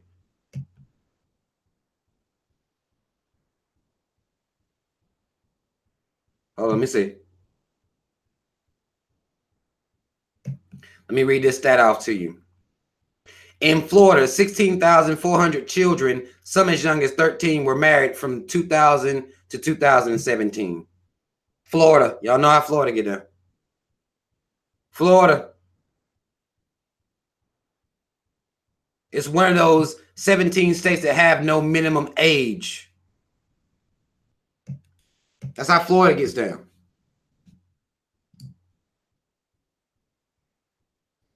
That's how they get down. I think Elvis Presley was fucking 14-year-olds too. Or something like that.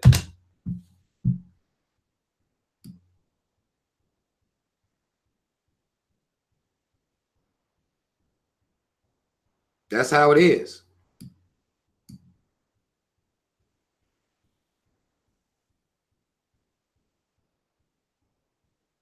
Any amount of research you do on child marriage, if you get bored enough, do it. Do the research. It's here. Do the research. And be big mad. Don't be focused all your anger on R. Kelly. Be big mad if you're going to be mad, because it's real. It's real life shit. And this propaganda machine is being used as we jump on board the propaganda machine, as we justify, as we want and desire and kind of chant for this system to persecute black men. Fine. But these white motherfuckers is getting the fuck off. We got to understand that. And y'all, I'm about to get the fuck off here. We've been on here for almost 2 hours. I'm about to get off here, grab me something to eat, lay my ass down. I want to show love for everybody who came in and participated, everybody who listened to me run my damn mouth. Hopefully, we'll begin to see this conversation be opened up and be an even conversation. You can't just, again, we can't just rag and put the whole system and everything that's deviant on black men. Because when we do that, they feed into the propaganda machine. We have to start seeing what the fuck they're doing. We have to see that shit. Oprah, not for the team. Know that now. She's a coon, black, boule, rich motherfucker. She ain't been for the team. If you just now caught up with her not being for the team, welcome to the motherfucking party. We've been new, but now y'all have to see that Oprah, not for us. If you want it, if you don't believe it, again, check and see the times that she comes out here and opens her mouth to talk about anything at all. That'll let you know who is who and what is what. See what they talk about. See when they show up. They'll let you know how these motherfuckers being used. You'll be able to see that. All right. Mad love to everyone. Shout out Team Rob. Y'all already know what it is. Y'all, we got to raise our kids better. We have to raise our kids with pride. That is a very huge part in breaking this motherfucking cycle that I see going on right out here in these streets right now. We have to break the cycle. It starts with us as parents. If you are a parent, it starts with us. We got to set better examples for our children. That's what this shit is all about. Mad love. I will see y'all next week. I will be making some videos this week as well. If you're not subscribed to my other channel, my video channel, links in the description box. To follow me on Instagram, links in the description box. To make any type of donation, all links in the description box. Y'all, we'll be doing this. Y'all know how we doing it. I really appreciate y'all's love. Y'all click that like button on your way out here. I'm out of here. And share the video. I'm out.